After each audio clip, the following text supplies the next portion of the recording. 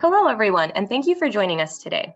Welcome to the American Medical Association's Private Practice Simple Solutions, part of the Steps Forward Innovation Academy.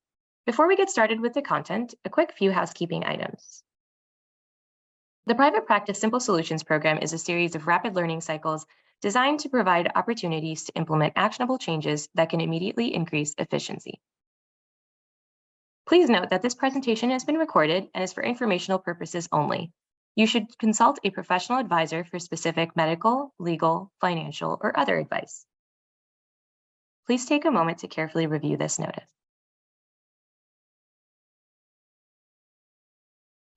I'd like to now introduce today's speakers, Rob Rosenberg, President of Springboard Brand and Creative Strategy, and Chris Boyer, Senior Digital Strategist.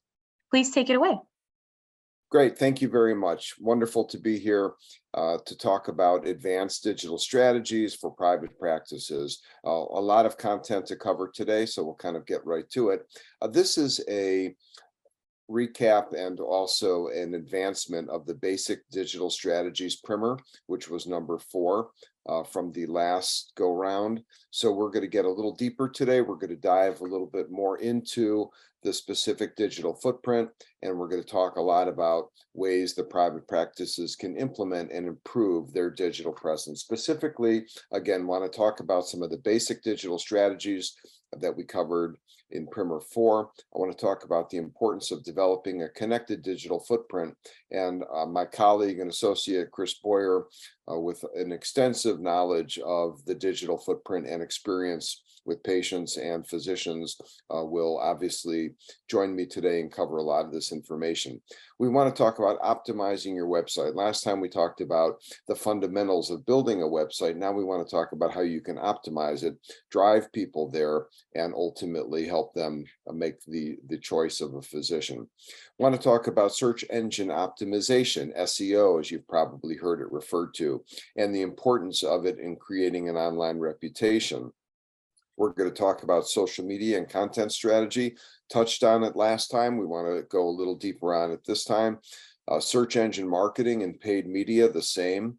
And also, because it takes an extensive amount of knowledge and experience to really run these types of programs, we do recommend that you work with a digital vendor. And we want to talk today about what you should know and what you should ask in order to find the right partner for you.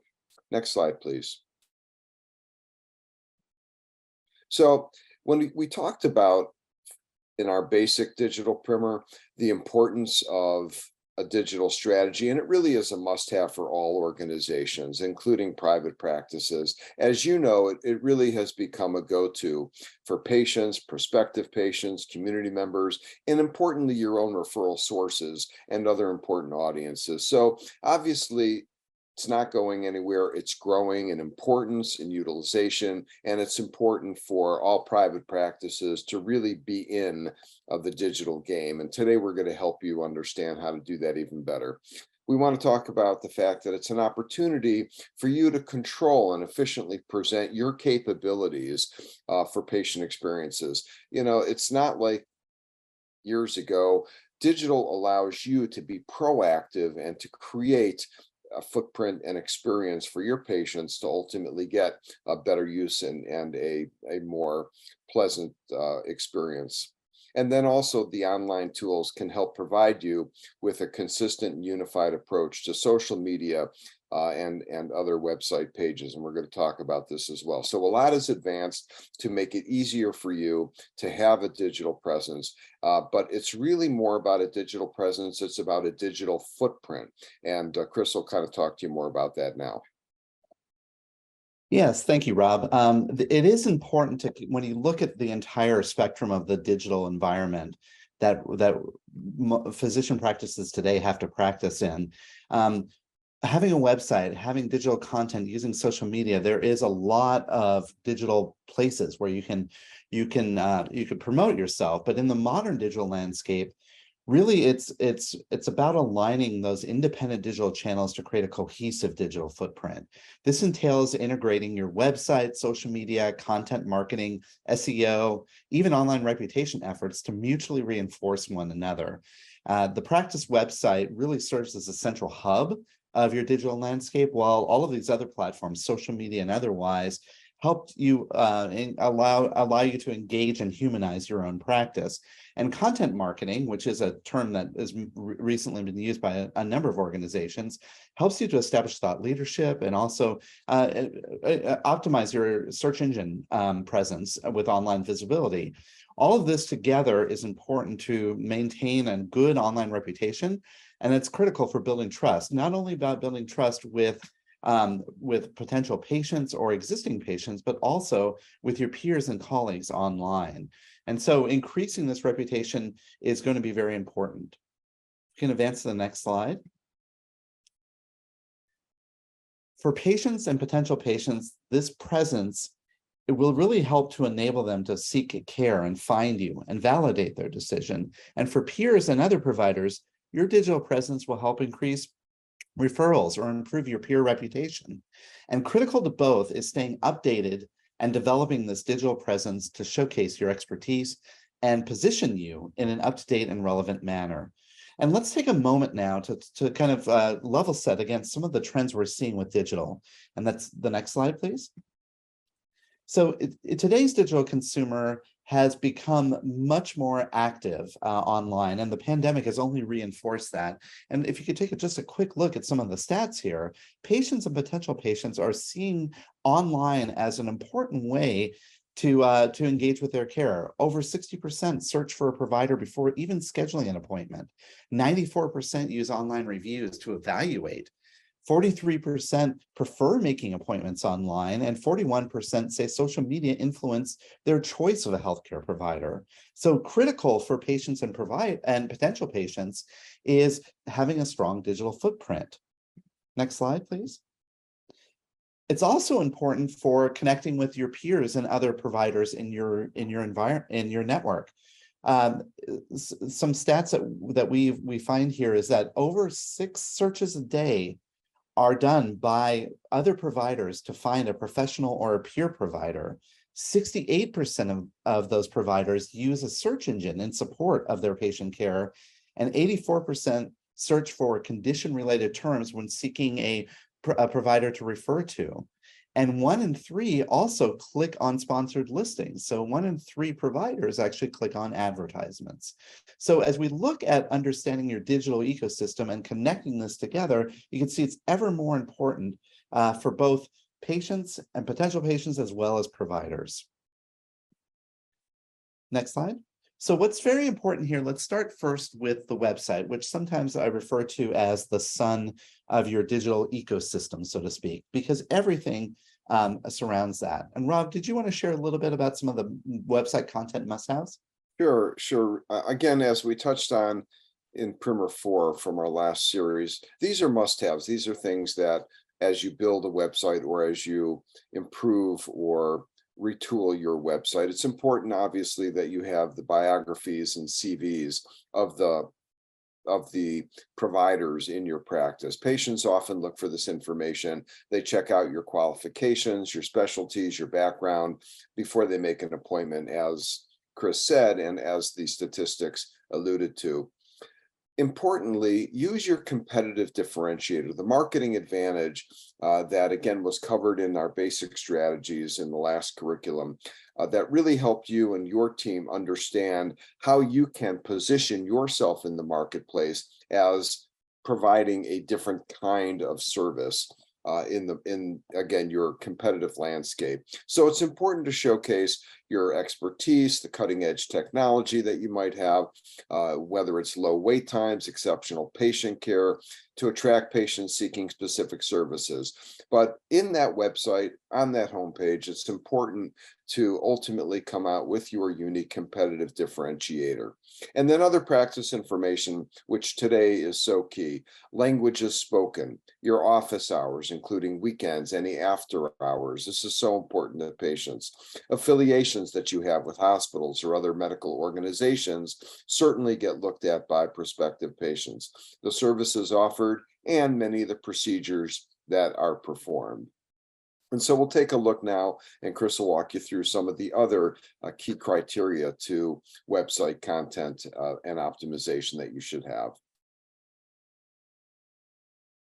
People don't visit your practice website just to learn about you. They're actually there to transact with you. And so what we found in our experience is that as people visit your website, there are certain top tasks that they're looking to accomplish when they frequent your site. Now, we'll talk about them through these three different areas here: online appointment scheduling, allowing patients to book appointments at their preferred time, without the need for a phone call or waiting on hold. I think that's the standard expectation now of the online consumer.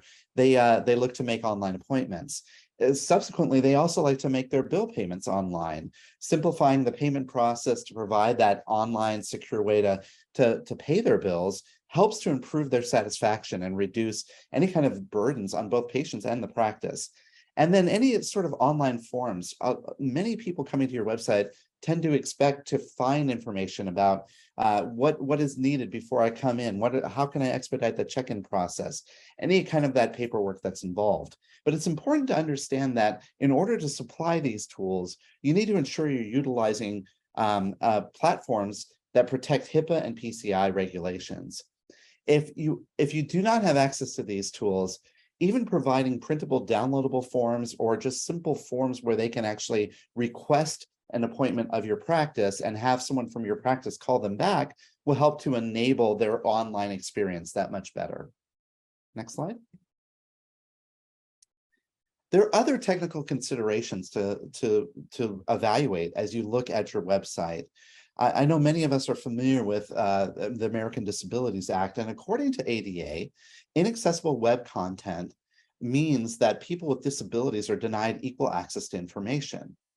In addition, there is a whole movement online that's related to the World Wide Web Consortium, or W3C is short, and the Website Accessibility Initiative, which develops technical specifications, guidelines, techniques, and other resources to kind of help with accessibility of your website. And these international standards for website accessibility comply with ADA guidelines. So as you look at your website, it's important to consider ADA and W3C compliance because it ensures accountability for accessibility for all users, including those that have disabilities, and really enables equal access to vital health information. So on the next slide, we have a sample brief checklist of some of the things that you might want to look at when you're considering accessibility of your website, including, is it viewable from a mobile phone? Are there alternative text images, alternative text for images, contrast ratio, form accessibility, audio and video accessibility, including subtitles. There are so many resources involved with this. And in the learning guide that is supplementing this training, we have additional links and resources where you can search online to get a full breakdown of ADA and W3C compliance. Now, in addition to the must-haves, the next slide, please. In addition to the must-haves, there are also nice-to-haves.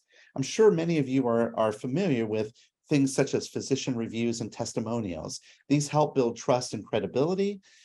Additional patient resources, including things like specialty relevant terms dictionaries to enhance patient education and understanding. All of these things contribute to a better online experience. Multilingual resources available to ensure your writing levels are catered to diverse audiences in different languages. And then, of course, later in today's primer, we're going to talk about blog posts and other things that could be very important here. Ensuring your practice website contains this content will not only help visitors to your site find the information they desire to know about your practice, but it also will help with transparency and improve that online experience. But it's important to note when you're considering reviews and testimonials, you need to ensure they're HIPAA compliant. And that is, they do not contain full names, that you can include initials and first name or last name initial instead. But these are important nice to haves. And then the next slide, we'll talk about the very last components here, which are also very important here. HIPAA and data security. We all know the importance of HIPAA, and recently there have been some advancements in this space of how HSS and OCR have defined HIPAA with online. As a healthcare provider, you more than likely, through your practice website, will handle some personal health information or PHI.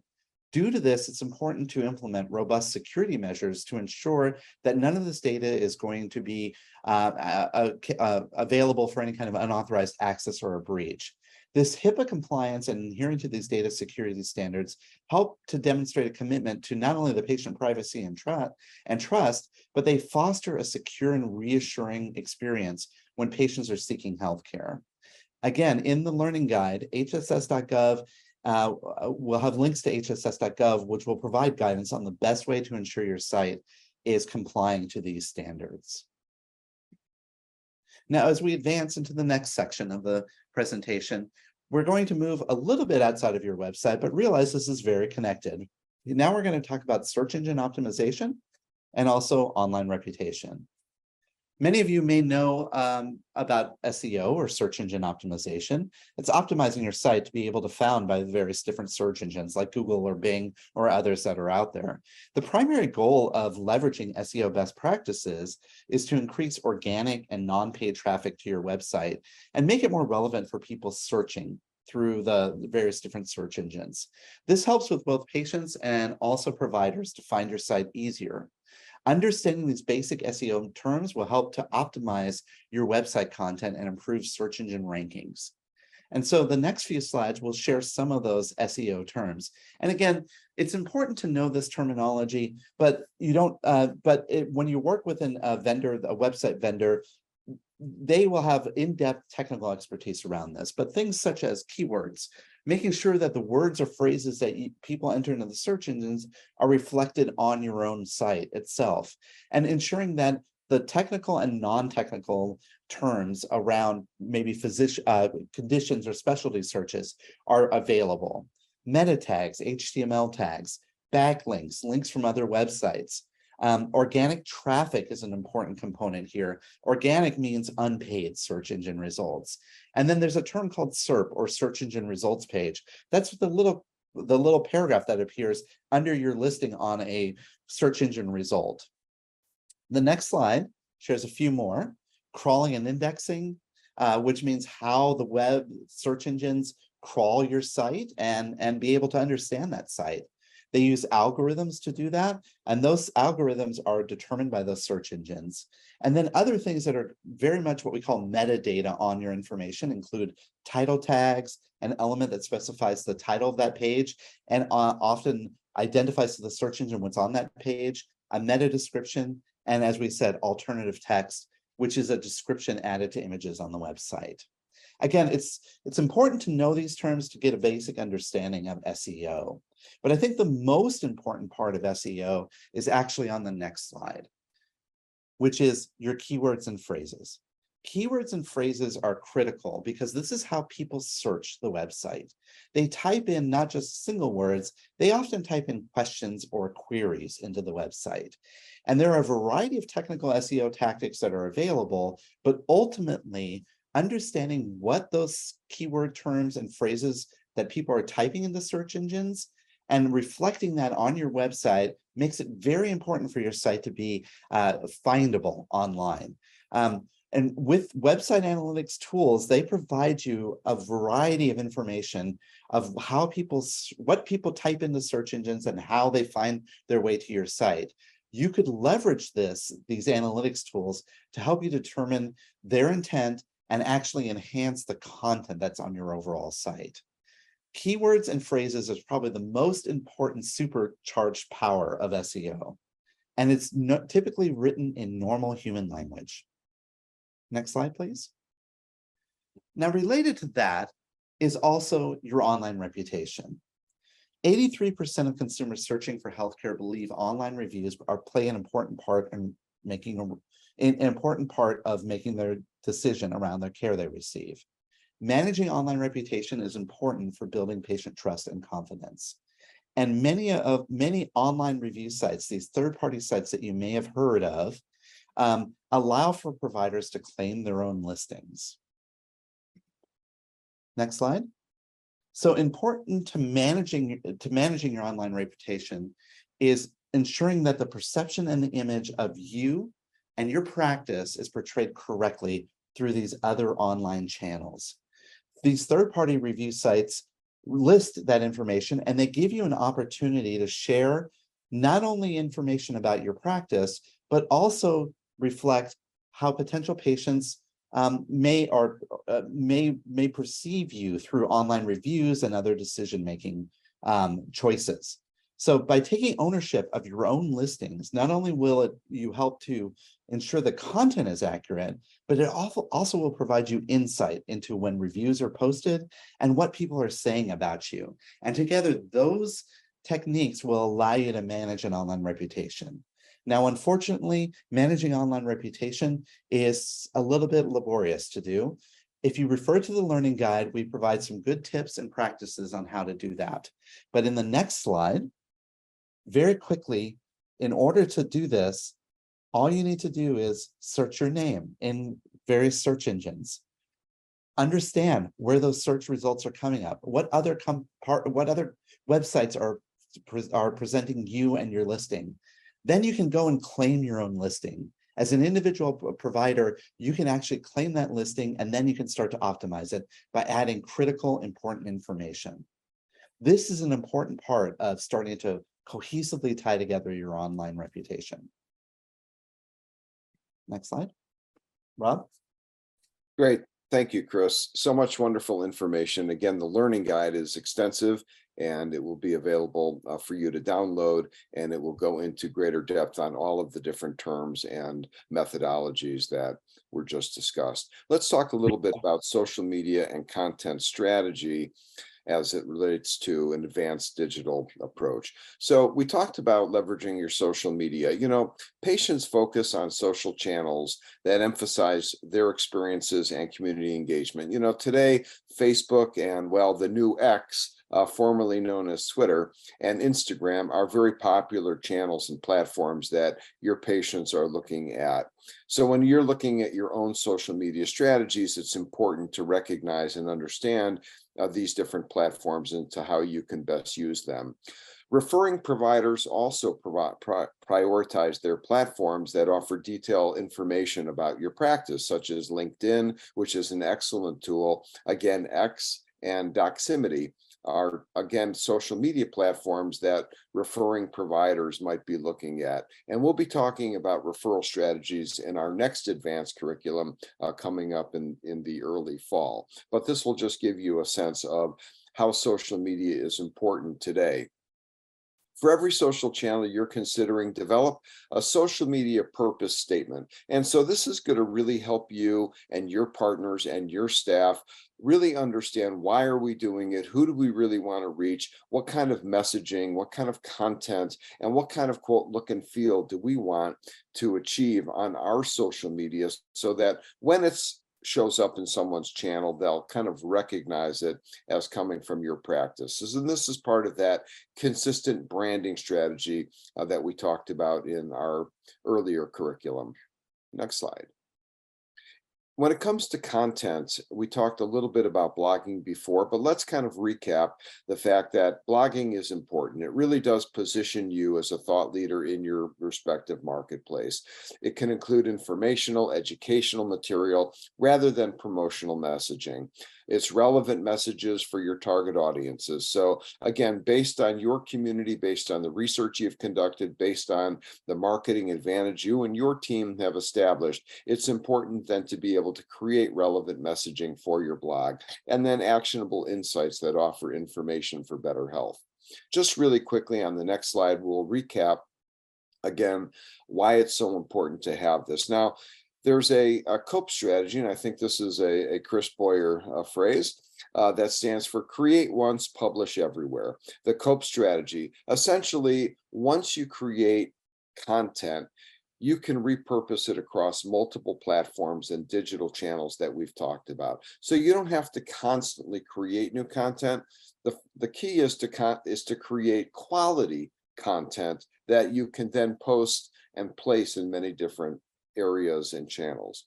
The goal is to maximize your reach and impact while minimizing your effort and resources that you need to produce it. You're obviously very busy attending to patients and providing great patient care and service.